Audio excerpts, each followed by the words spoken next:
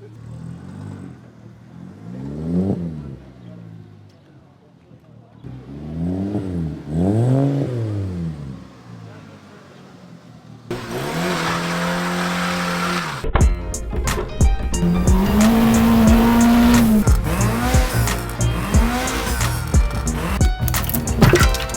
there?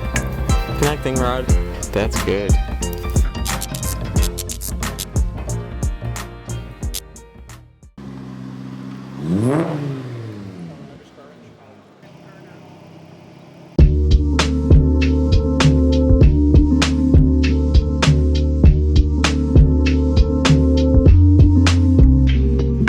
I brought out the high-tech equipment today.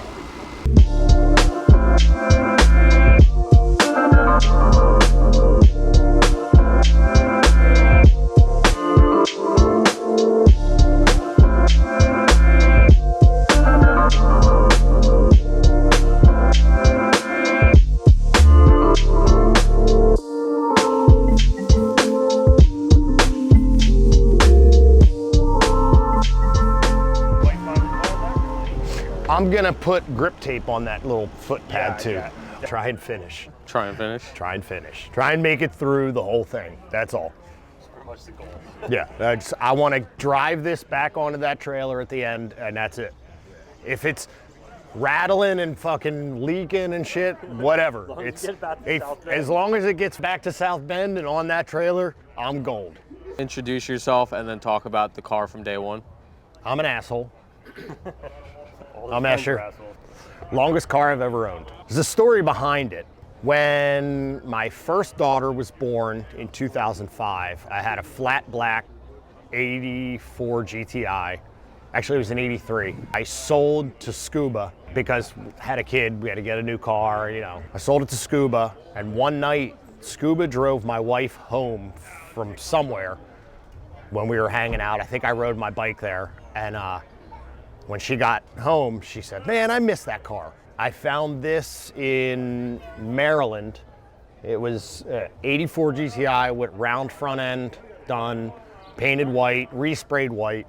I drove it for a year like that with castellets polished on it. Did a 16 valve carb swap. What year was all this, by the way? Like, what year did you This get it? Well, I got it in 2005. The first time I drove it was 2006. Then 2007 was when I had the 16 valve in it. Went through tuning it and all that stuff, and didn't think to change the oil before I drove to H2O in 2007. Claymont, Delaware, spun a bearing, fixed the motor, and 2008 was when I got it to H2O, did my first Mark 1 Madness. That H2O was the whole artery incident where I ended up in the hospital and everything, didn't have any money. Parted the car out. The last time it drove was Toys for Tots at FDR in 2008. There's a video of me doing a burnout in it. That was the last time it drove.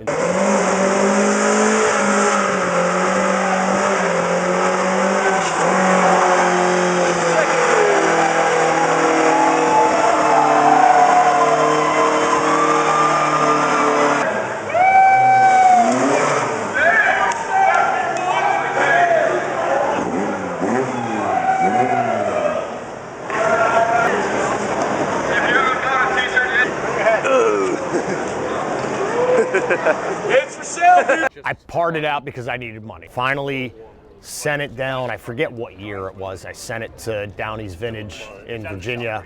Had them build the cage. This is all more recent, the cage, right? The cage was 2017. You making efforts to make it a race car were only the last few years. It sat for a good 5-6 years. Yeah, just it sat, and I just moved it collecting around garage and sat, and I had other cars, other rabbits. Had them build the cage. They brought it to Madness.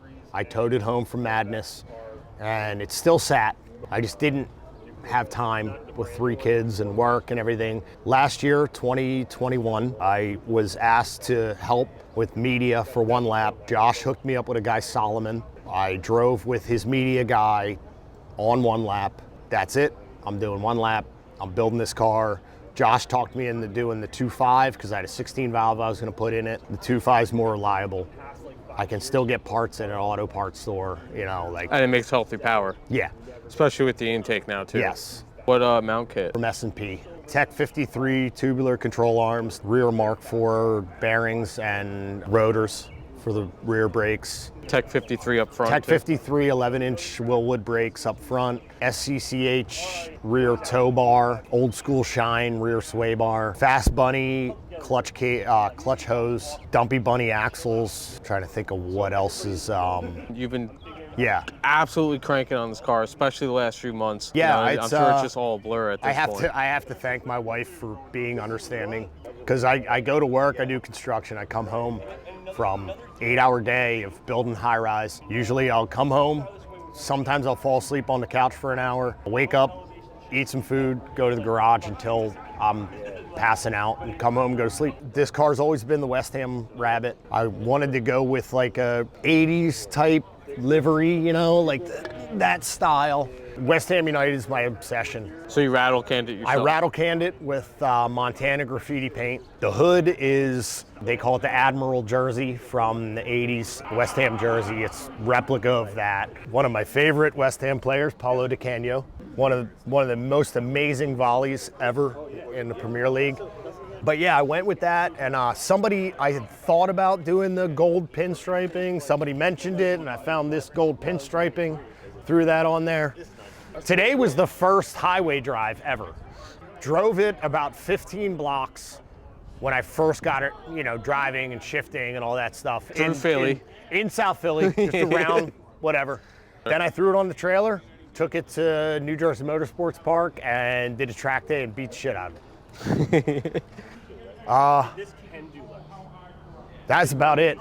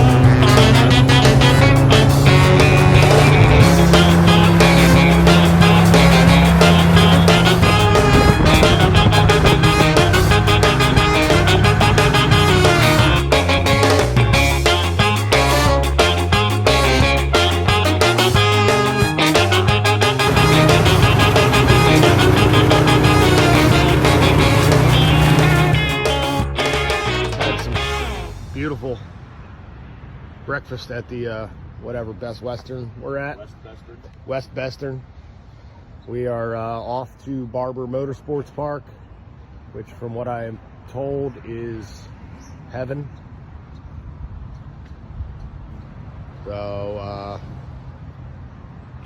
yeah.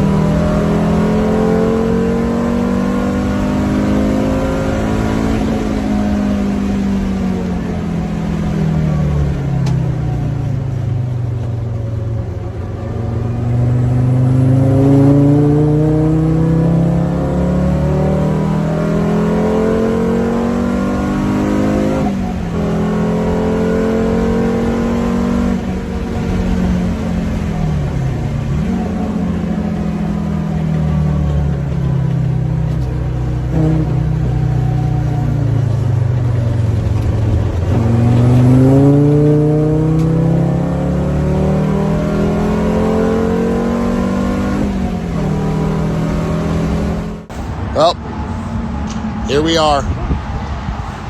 Still in one piece. We're in South Bend for dry skid pad. Car made it. Actually, no serious issues, oddly enough. How was one lap? How'd that all go? What'd you think of it? It was awesome. It was, I mean, it was grueling physically, mentally. I was told by somebody who was there that they consider it as the most grueling race, like for the cars themselves. It puts the cars through the most punishment because of the highway driving and the time and, you know, the track racing and all this stuff.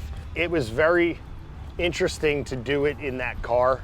I wish I would have had windshield wipers, but didn't have time to get them in. What was a bit surprising to me, I mean, not surprising, but something I didn't think of until seeing you guys getting ready and listening to you guys talk about getting ready, the lack of sleep, how you really don't have much time to stop, and you gotta keep moving constantly. Well, also when you're in the slower cars at the track and you're the later groups, you leave the event later, which means you arrive at your hotel later, which means you get less sleep.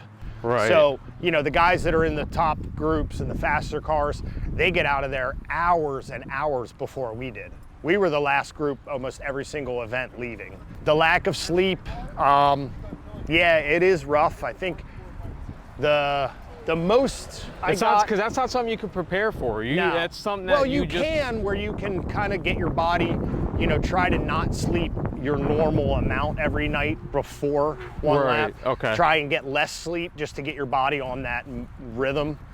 I don't sleep that much anyway. I probably get 5 to 6 hours a night, but I think the longest sleep that I got the whole trip, other than the last night, was like 6 hours. I think one night I got 2. Ugh. So that was... Yeah, I was talking to Josh yesterday when I was at the shop filming. He was, telling me about the breakdown you guys had. Yeah. Before you even got to round one, you know, with the Audi, having to drop the fuel tank and stuff. So, and that breakdown just eats right into your sleep time. Yes. Yeah, the lack of sleep and then the long hours in the car on transits, and being in a car like mine where you couldn't really sleep in the car very easily. I think I maybe took about a 15-minute nap the whole time in that car. Like the month or two leading up to it, I'm sure there's a growing bit of stress. Oh, lots of. So much hustle. And then that week is like same thing, just condensed down to even more. Yeah. What would you say, like day 2 or 3, kind of got into a groove with the grind? once we realized that the car was running properly and everything was working correctly, it was comforting, you know, so. Yeah. I was in here once the first year I came here, Yeah. years ago. I haven't been in here since. I just like milkshakes.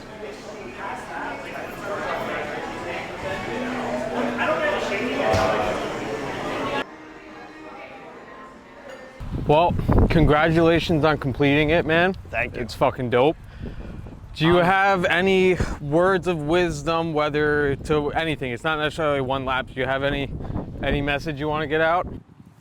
If you're determined to do something, you'll do it.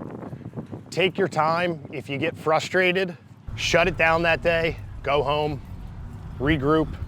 Maybe if you have time that day, you can go back with a clearer head. If you have any interest in racing, take whatever car you can to a track and do a track day. Doesn't matter what car it is. Doesn't have to be a race car. Do it. It's outdrive the car before you outbuild it. It's amazing how much different it is to go on a track than going out on like back roads or whatever. It's just a whole different world. Just go to the track and drive as fast as you feel comfortable, and it's awesome. Yeah. That's about it. Get out there and race. Yeah. Yeah. Try it. You might like it, you might not, but give it a whirl. If you do like it, you'll end up like me and be obsessed with it.